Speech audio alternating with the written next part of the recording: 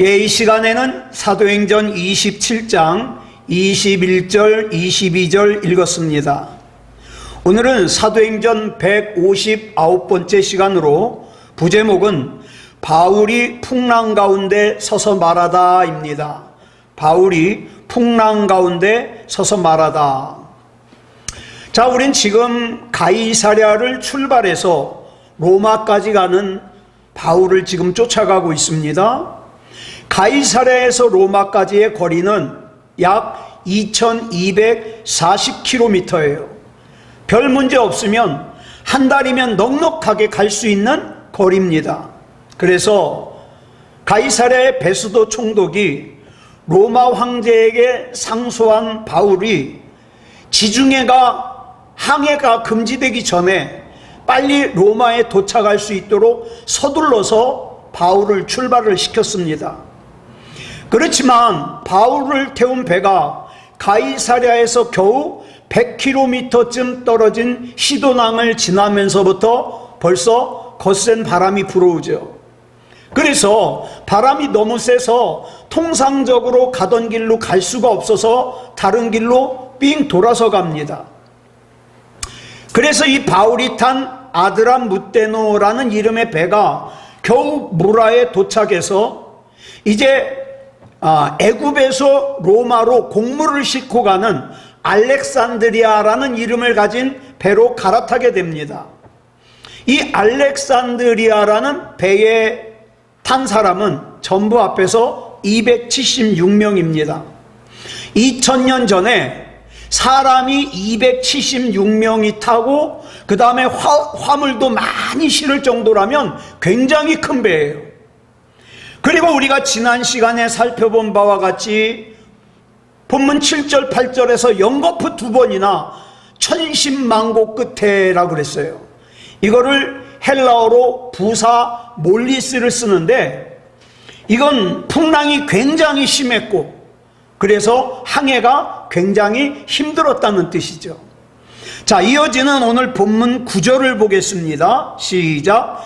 여러 날이 걸려 금식하는 절기가 이미 지났으므로 항해하기가 위태한지라. 여기서 말하는 금식하는 절기는 10월 초순쯤 됩니다.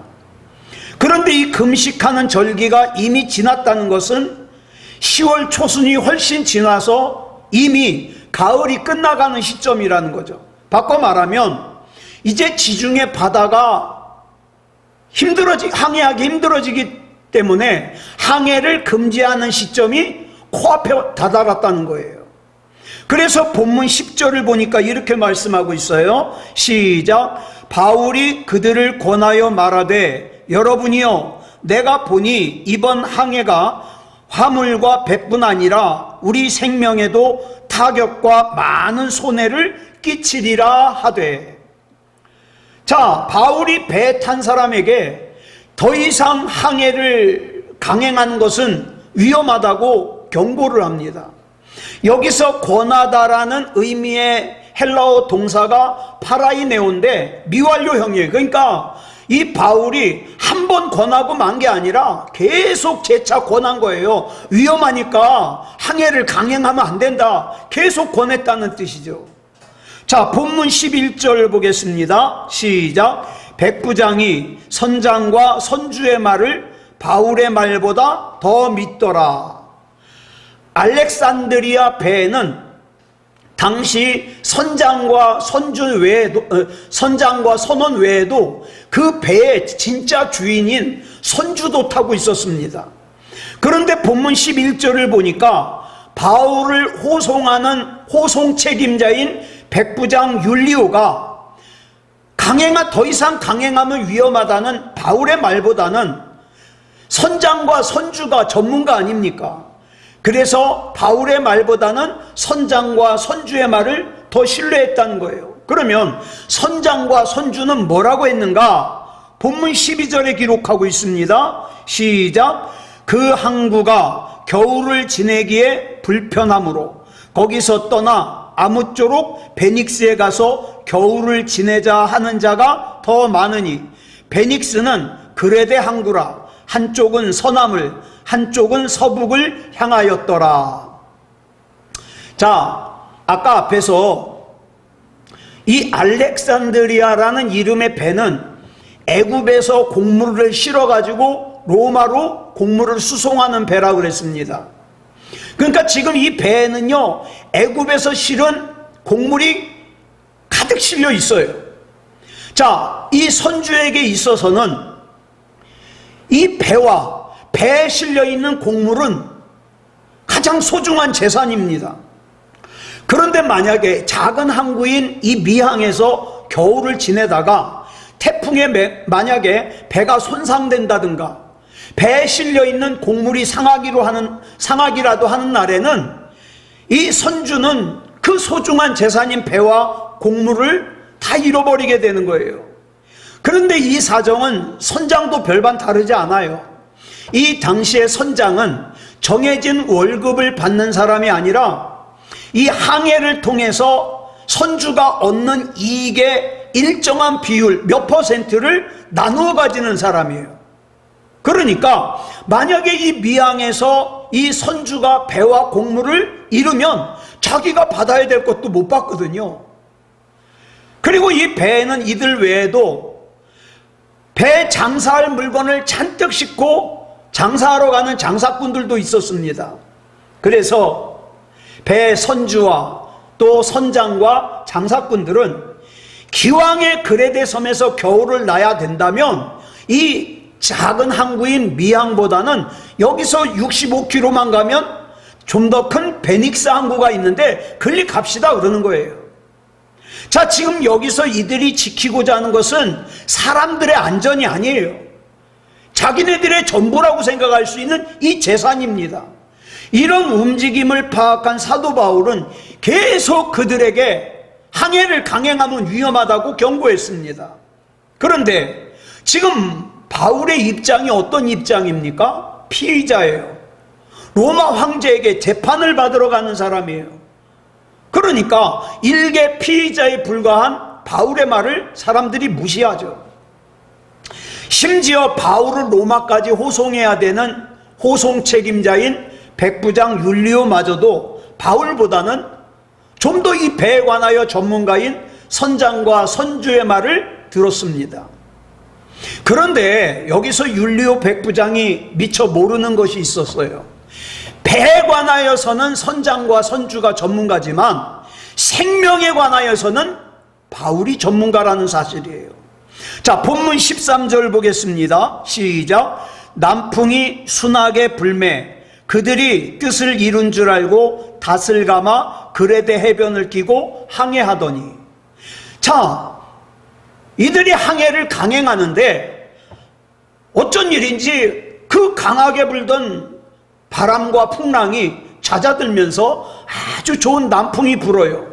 그래서 선주와 선장은 자신들의 판단이 옳았다고 생각해서 의기양양하게 닷을 올리고 미항에서 65km 떨어져 있는 베닉스 항구를 향해서 출발을 합니다.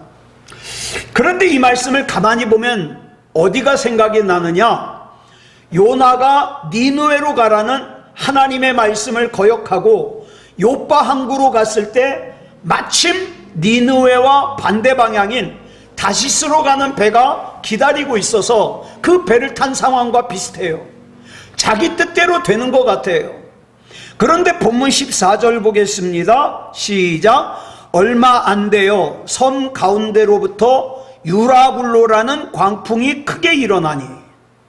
자, 순풍 즉 남풍이 불었던 것은 잠시였어요. 이 알렉산드리아라는 이름의 배가 바람막이로 삼고 의지하고 있던 이 그레데 섬의 그 가운데로부터 유라굴로라고 하는 광풍이 불기 시작했습니다. 자, 본문 15절 보겠습니다. 시작. 배가 밀려 바람을 맞추어 갈 수 없어 가는 대로 두고 쫓겨가다가 유라굴로라고 하는 광풍이 배를 덮치는 순간 배는 통제력을 잃어버리고 말았습니다. 자, 본문 16절로 17절 봅니다. 시작. 가우다라는 작은 섬 아래로 지나 간신히 거루를 잡아 끌어올리고 줄을 가지고 선체를 둘러 감고 스르디스에 걸릴까 두려워하여 연장을 내리고 그냥 쫓겨가더니, 자, 이 유라굴로라고 하는 광풍은 알렉산드리아라는 이름의 배를 베닉스에서 남서쪽으로 약 35km 떨어진 가우다 아래쪽으로 밀어냈습니다. 자, 그 섬이 잠시 바람을 막아주는 동안 선원들이 간신히 여기 나오는 이 거루라는 것이 있어요. 거루. 이건 뭐냐면 구명정이에요. 구명정. 이 구명정을 잃어버리지 않도록 끌어올려 가지고 배에다가 묶었습니다. 그리고 배는 돛대가 길게 올라가 있습니다. 그런데 바람이 너무 심하면 이 돛대가 부러져 버려요. 그래서 어떻게 했냐, 이 돛대가 부러지지 않도록 돛대를 중심으로 밧줄로 사방 배에다가 이 돛대를 묶어 놓는 거예요. 그래서 돛대도 보호할 수 있도록. 게다가 여기에 스르디스라는 것이 나오는데, 이 스르디스는요, 아프리카 대륙의 리비아 해안에 보면 이 스르디스라고 하는 모래 언덕이 많답니다. 근데 배가 항해를 하다가 만약에 이 스르디스라는 이 모래 언덕에 배가 걸리면 배를 움직일 수 없대요. 아주 위험한 암초 같은 거랍니다. 자, 근데 이 사실을 알면서도 일리 가면은 모래 언덕 스르디스가 있어서 위험하다는 걸 알면서도 이미 이 풍랑 때문에 선원들이 배를 통제할 수가 없어요. 그래가지고 그냥 바람이 부는 대로, 배가 흘러가는 대로 그냥 흘러가는 수밖에 없어요. 자, 본문 18절 보겠습니다. 시작. 우리가 풍랑으로 심히 애쓰다가 이튿날 사공들이 짐을 바다에 풀어버리고. 자, 여기서 풍랑으로 심히 애쓰다가 라는 말은 풍랑 때문에 굉장히 고생을 많이 했다는 뜻입니다. 이렇게 하루가 지나고 이틀이 지났지만 상황이 조금도 나아질 것 같지가 않아요. 그래서 이제는 어떤 수를 쓰느냐, 이 배가 무거워서 뒤집어지게 생겼으니까 배를 가볍게 하기 위해서 그 배에 실려 있는 비상식량을 제외한 그 애굽에서 싣고 온 모든 곡식을 다 바다에 버리는 거예요. 장사꾼들이 장사하려고 싣고 가던 그 짐들을 다 버리는 거예요. 지금 이 사람들이 바다에 버리고 있는 이 물건들이 어떤 겁니까? 선주나 선장이나 이 장사꾼들이 자기 인생을 책임져 줄 줄 알았던 재산이에요. 전 재산이에요. 너무너무 소중하게 여겼던 것들이에요. 그런데 자기를 지켜줄 줄 알았던 그 재산들이 지금 유라굴로라고 하는 광풍 앞에서 자칫하다가는 그것들 때문에 자기 목숨을 잃게 생긴 거예요. 그래서 바다에다가 다 버렸습니다. 자, 본문 19절 봅니다. 시작. 사흘째 되는 날에 배 기구를 그들의 손으로 내버리니라. 자, 그럼에도 불구하고 3일이 지났는데 상황이 조금도 나아지질 않아요. 지금 계속 풍랑과 싸우고 있는 거예요. 그래서 이번에는 뭐까지 버리느냐?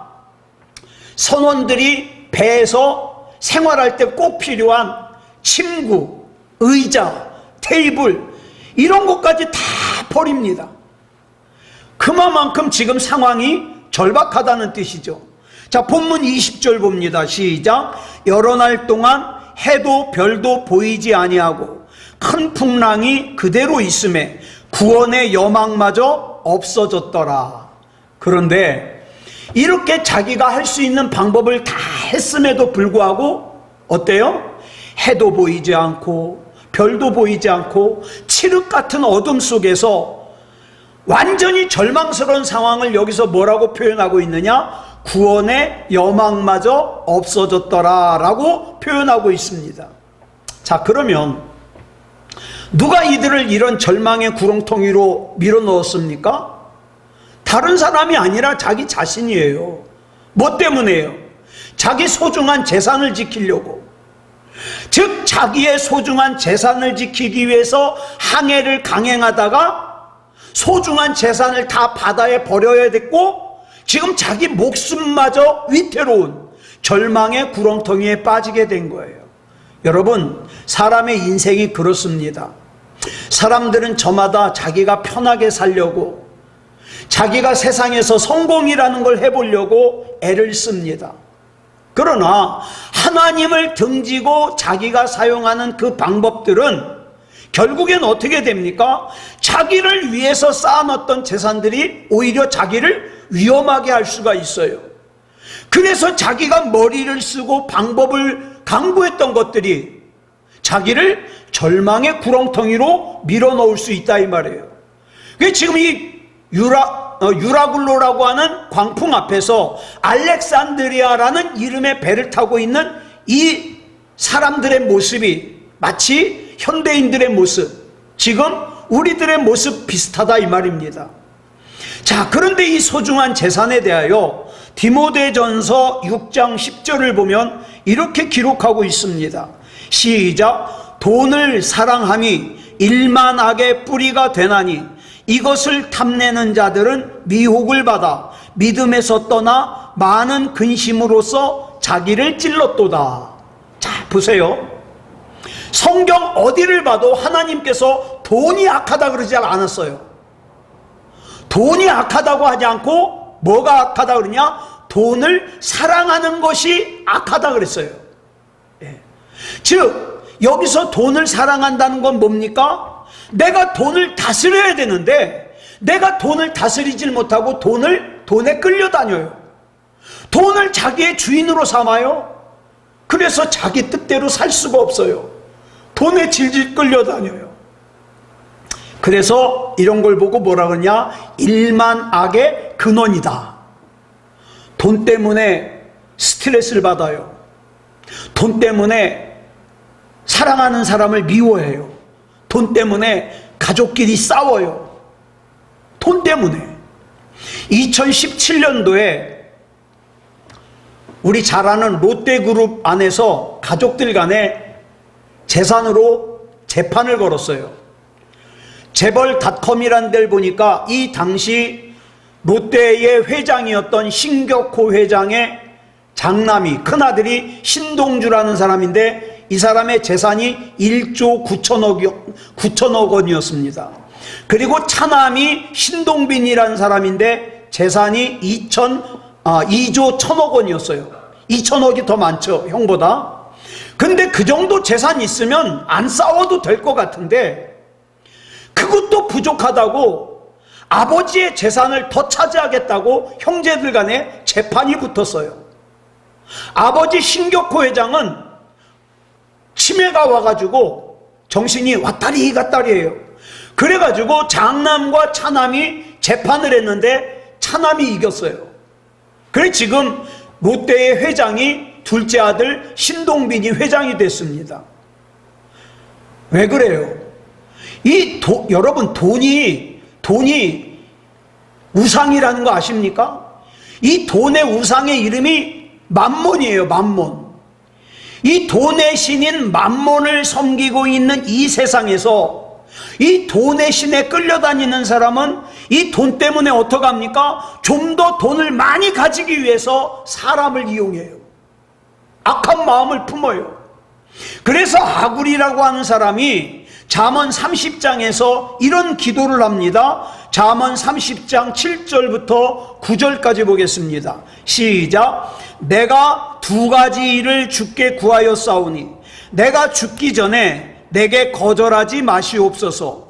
곧 헛된 것과 거짓말을 내게서 멀리하옵시며 나를 가난하게도 마옵시고 부하게도 마옵시고 오직 필요한 양식으로 나를 먹이시옵소서. 혹 내가 배불러서 하나님을 모른다 여호와가 누구냐 할까 하오며 혹 내가 가난하여 도둑질하고 내 하나님의 이름을 욕되게 할까 두려워함이니이다. 그러니까 내가 배부르면 나 하나님 필요 없다고, 하나님이 누구냐 할까봐, 나 하나님 모른다고 할까봐 너무 많이도 주지 마시고, 또 내가 너무 가난하면 남의 것을 갖다 욕심내서 도둑질할까봐 두려우니까 적당히 주시옵소서. 이렇게 기도하는 거죠. 지금 저와 여러분은 뭘 위해서 기도하고 있습니까? 여러분은 지금 뭘 목적으로 살고 있느냐고요. 대부분의 사람들이 궁극적인 목적이 뭡니까? 돈이에요. 돈. 그래서 그리스도인이라고 하면서도 여전히 돈 때문에 거짓말을 하고, 돈 때문에 탐욕을 부리고, 돈 때문에 질투하고, 돈 때문에 시기합니다. 그렇게 살다가 우리 인생에 유라굴로라고 하는 광풍이 몰아치면 그 돈이라고 하는 그 만몬신이 유라굴로라고 하는 내 인생의 광풍에서 나를 지켜줄 것 같습니까? 지켜줄 수가 없어요. 예. 우리는 이거 알아야 됩니다. 돈보다는 생명이 더 중요해요. 돈은 생명을 위한 수단이요 도구일 뿐이에요. 인생의 유라굴로라고 하는 광풍에서 우리를 지키실 수 있는 분은 오직 우리 주님밖에 없어요. 예수님만이 내 생명의 목적이 될 수 있는 이유가 바로 그래서 그래요. 돈 필요하죠. 열심히 정상적인 방법으로 돈 많이 벌어야 됩니다. 그런데 돈에게 끌려다니면 안 돼요. 돈에게 끌려다니면. 만약 본문의 20절의 상황에서 바울이 만약에 그 배에 없었더라면 그 배에 타고 있던 나머지 275명의 생명은 그걸로 끝났을 거예요. 왜? 그 위기의 상황에서 부를 하나님이 없거든요. 하나님을 부를 사람이 없거든요. 자, 그런데 이제 드디어 바울이 등장을 합니다.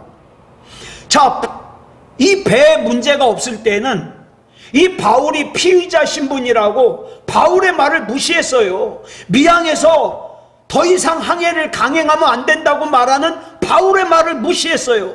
자, 그런데 이제 본문 21절 보겠습니다. 시작. 여러 사람이 오래 먹지 못하였음에 바울이 가운데 서서 말하되 여러분이여 내 말을 듣고 글에 대해서 떠나지 아니하여 이 타격과 손상을 면하였더라면 좋을 뻔하였느니라. 자, 유라굴로라고 하는 광풍이 몰아치기 시작하면서 배에 탄 사람들이 며칠 동안 먹지를 못했어요. 아무것도. 자, 그때 늙고 병약한 그 바울이 가운데 서서 말했다 그랬어요. 가운데 서서. 여러분, 내가 그레데 섬을 떠나지 말자 그랬을 때 그 말을 들었어야 합니다. 그랬더라면 이런 손해를 입지 않았을 것이고 물건을 잃어버리지도 않았을 겁니다. 사람들은 왜 어려움을 겪고 난 다음에 후회를 할까요? 진작에 예수 잘 믿을 걸. 제가 아픈 사람들, 또 세상을 이제 곧 떠나야 되는 사람들을 신방을 가보면 꼭 하는 말이 있어요. 왜 진작 예수를 잘 못 믿었을까? 왜 진작 이렇게 살지 못했을까? 후회를 합니다. 자, 지금 바울이 하는 말이 그거예요. 그레데 섬의 그 미항에서 더 이상 항해를 강행하지 말자고, 위험하다고 그랬잖아. 그렇게 말을 했을 때 그 말을 듣고 거기에 머물렀더라면 곡식을 바다에 버리는 일도 없었고 배에 실려있는 물건도 바다에 버릴 일이 없었는데 그 욕심을 부리다가 곡식도 잃어버리고 장사할 물건도 다 잃어버렸다는 거예요. 근데 이것은 그 사람들을 비난하기 위해서 하는 말이 아니라 자칫 잘못했으면 생명까지 잃어버리게 됐다는 거예요. 생명까지. 그 생명의 소중함을 다시 한번 일깨워주는 거죠. 자, 본문 22절 보겠습니다. 시작. 내가 너희를 권하노니 이제는 안심하라. 너희 중 아무도 생명에는 아무런 손상이 없겠고 오직 배뿐이리라. 여기서 우리말 안심하다로 번역된 헬라어 동사가 유디메오라는 단어예요. 그런데 이 단어의 원뜻이 뭐냐? 기뻐하다예요. 기뻐하다. 자, 보세요. 이 지금 배의 상황을 보세요. 마지막 희망의 끈까지 놓아버리고 뭐라고 표현했습니까? 구원의 여망마저 없어진, 좌절하고 절망한 사람들에게 지금 바울이 뭐라 그러는 거예요? 여기는 안심하라 그랬지만 이 단어의 원래 뜻이 뭡니까? 기뻐하라는 뜻이에요. 기뻐하라. 그 이유는 돈은 날렸지만 사람들의 생명에는 아무런 손상이 없을 거니까 기뻐하라는 거예요. 이 말은 바울의 허풍이 아닙니다. 그 다음에 기록하고 있는 본문 23절부터 26절까지 보겠습니다. 시작. 내가 속한 바 곧 내가 섬기는 하나님의 사자가 어젯밤에 내 곁에 서서 말하되 바울아 두려워하지 말라. 네가 가이사 앞에 서야 하겠고 또 하나님께서 너와 함께 항해하는 자를 다 내게 주셨다 하였으니 그러므로 여러분이여 안심하라. 나는 내게 말씀하신 그대로 되리라고 하나님을 믿노라. 그런즉 우리가 반드시 한 섬에 걸리리라 하더라. 자, 바울이 마지막 희망의 끝마저 놓아버리고 구원의 여망마저 없어진 사람들에게 기뻐하라고 안심하라고 선포한 근거가 뭐냐? 하나님이 말씀하셨거든요. 바울은 지금 로마로 관광하러 가는 게 아니에요. 알렉산드리아라는 이름의 배를 타고 겉으로 보기에는 로마 황제에게 상소를 했기 때문에 로마 황제에게 재판을 받으러 가는 거지만 진짜 이유는 그 로마 황제의 법정에서 하나님의 종과 증인이 되어서 복음을 전하기 위해서 가는 거거든요. 그런데 바울이 위대한 사도라 그래서 유라굴로라고 하는 광풍이 바울만 비껴간 게 아니에요. 여러분, 우리 가정이 힘들면 나도 힘들어요. 우리 교회가 힘들면 나도 힘들어요. 우리 나라가 힘들면 나도 힘들어요. 왜? 나도 그 배를 타고 있으니까. 가정이라는 배, 교회라는 배, 나라라는 배를 같이 타고 있으니까 힘들어요. 바울 역시 알렉산드리아라는 이름의 배를 같이 타고 있었기 때문에 다른 사람들과 똑같이 유라굴로라고 하는 광풍에 시달렸어요. 그러나 하나님께서 그 광풍 속에서 바울에게 말씀을 주셨어요. 너는 로마 황제의 법정 앞에 서야 되니까 너는 아무 일 없을 거야. 그리고 배 탄 사람들을 다 너한테 맡길 거야. 하나님의 말씀을 들었기 때문에 기뻐하라고 말할 수 있는 거예요. 그런데 바울에게 이런 일이 이번만 있는 게 아니죠. 바울이 3차례에 걸쳐서 지중해 연안의 세계 전도 여행을 한 다음에 예루살렘에 돌아왔을 때 예루살렘의 유대인들이 바울을 죽이려고 소동을 일으켰어요.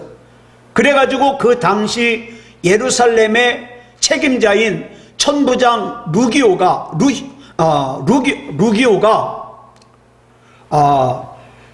그 바울을 갖다가 안토니아 요새 안으로 가둬놨어요. 그때 그 요새 안의 감옥에서 사도행전 23장 11절을 보니까 주님께서 바울에게 이렇게 말씀하셨어요. 시작. 그날 밤에 주께서 바울 곁에 서서 이르시되 담대하라. 내가 예루살렘에서 나의 일을 증언한 것 같이 로마에서도 증언하여야 하리라 하시니라. 똑같았어요.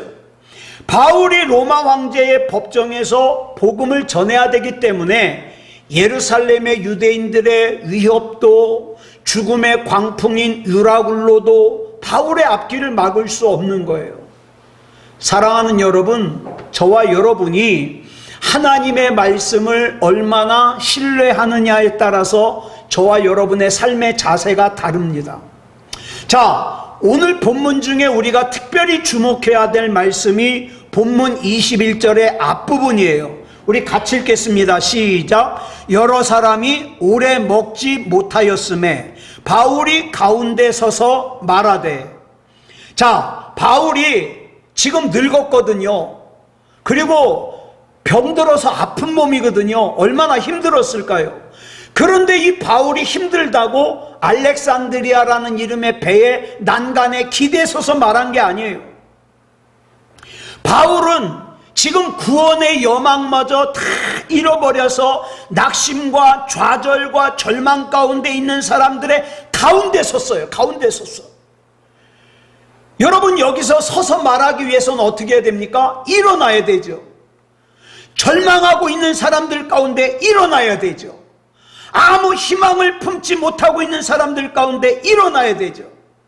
우리는 이 모습 가운데서 예수님을 생각합니다. 모든 사람이 죄를 범하였고 죄의 삭은 사망이기 때문에 저마다 누구는 잘난 척하고 누구는 못난 척하고 이 세상을 살다가 다 똑같은 것이 뭐냐면 코끝에 호흡이 멈추면 다 지옥 가야 돼요. 왜? 모든 사람이 죄를 졌고 죄의 삭은 사망이기 때문에. 그런데 그런 사람들을 위해서 예수님께서 사람의 몸을 입고 이 땅에 오셔서 죽으셨다가 부활하셨습니다. 자, 그런데 여기서 부활을 헬라어로 아나스타시스라고 그래요. 그런데 2000년 전에 사도들은 이 단어를 사용할 수가 없었어요. 왜냐하면 이 당시 사람들은 이 부활이라는 뜻의 아나스타시스를 현실과 동떨어진 신화 속의 단어로 생각했기 때문에 이 아나스타시스를 얘기를 하면 사람들이 뭐 신화나 전설쯤으로만 받아들이니까, 그래가지고 이 사도들이 사용한 말이 뭐냐? 예수님께서 죽은 자 가운데서 살아나셨다 그랬습니다. 이 살아나다라는 단어를 헬라어로 에게이로라 그러는데 이 단어는 일어나다예요. 마치 바울이 좌절하고 절망한 사람들 가운데 서서 일어났던 것처럼 예수님께서 죽은 사람 가운데서 일어났다는 거예요. 모든 인간이 코끝에서 호흡이 멈춤과 동시에 죽어야 되는데, 지옥에 가야 되는데 그 가운데서 일어났다는 거예요. 이것을 내가 얼마나 중요하게 받아들이고 있느냐는 거죠. 믿음이 없는 사람은, 구원의 확신이 없는 사람은 이게 아무렇지도 않아요. 아무 자극이 되질 않아요. 그러나 구원의 확신이 있는 사람, 구원받을 만한 믿음이 있는 사람, 생명책의 이름이 기록된 사람은 이것만큼 중요한 것이 없는 거죠. 사랑하는 여러분, 여기서 바울을 일어나게 하신 예수님께서 저와 여러분의 주님이심을 믿으십니까? 이걸 믿는다면 저와 여러분도 일어날 수 있어요. 저와 여러분이 일어나는 게 왜 중요하냐? 저와 여러분이 일어나면 저와 여러분만 일어나는 것이 아니라 내가 일어남으로 말미암아 우리 가정도 일어날 수 있어요. 우리 교회도 일어날 수 있어요. 여러분, 지금 내 자녀들이 살아가야 되는 이 세상은 너무나도 힘들고 고단해요. 그런데 내가 일어서야, 믿음으로 일어서야 이 자녀들도 힘을 얻고 일어설 수 있어요. 우리 교우들도 일어설 수 있어요. 육신의 질병에서, 마음의 질병에서, 정신적인 질병에서, 육체의 질병에서 일어설 수 있어요. 그렇기 때문에 우리 인생을 강타하는 이 유라굴로라고 하는 광풍이 아무리 거세다고 하여도 우리는 주님 안에서 일어날 수 있음을 믿어야 됩니다. 그래야 내가 일어나야 내 사랑하는 사람들도 일어날 수 있어요. 아무쪼록 오늘 이 밤에 하나님 앞에 기도할 때에 믿음다운 믿음으로 기도하고 믿음으로 일어서서 우리 하나님 앞에 영광 돌리는, 그리고 하나님의 능력을 힘입어서 승리하는 인생을 사는 저와 여러분이기를 그리스도 예수님의 이름으로 축복합니다. 기도하겠습니다. 사랑의 아버지 하나님, 감사합니다. 이 시간에 유라굴로라고 하는 광풍을 만나 배 타고 있는 다른 사람들이 다 좌절할 때, 절망할 때 바울은 하나님의 말씀을 듣고 그 가운데 일어섰습니다. 그리고 자기에게 주신 하나님의 말씀을 증거했습니다. 사랑의 아버지 하나님, 정말 구원받을 만한 믿음을 찾아보기 힘든 이때에 우리 하나님께서 붙잡아 주셔서 믿음다운 믿음이게 하여 주시옵소서. 내가 일어나야 되는 이유는 나도 일어나야 되지만 내가 일어나야 우리 가족도 일어날 수 있습니다. 내가 일어나야 우리 교우들도 일어날 수 있습니다. 사랑의 아버지 하나님, 믿음다운 믿음으로 일어서게 하시고 겪지 않아도 될 어려움은 겪지 않게 하시고 피치 못하여 풍랑을 만난다면 이길 수 있는 힘을 주시옵소서. 사랑의 아버지 하나님, 이 밤에 기도할 때에 우리 하나님께서 붙잡아 주셔서 은혜 가운데 인도해 주실 줄 믿사오며 그리스도 예수님의 이름으로 간절히 기도드려 싸움나이다. 아멘.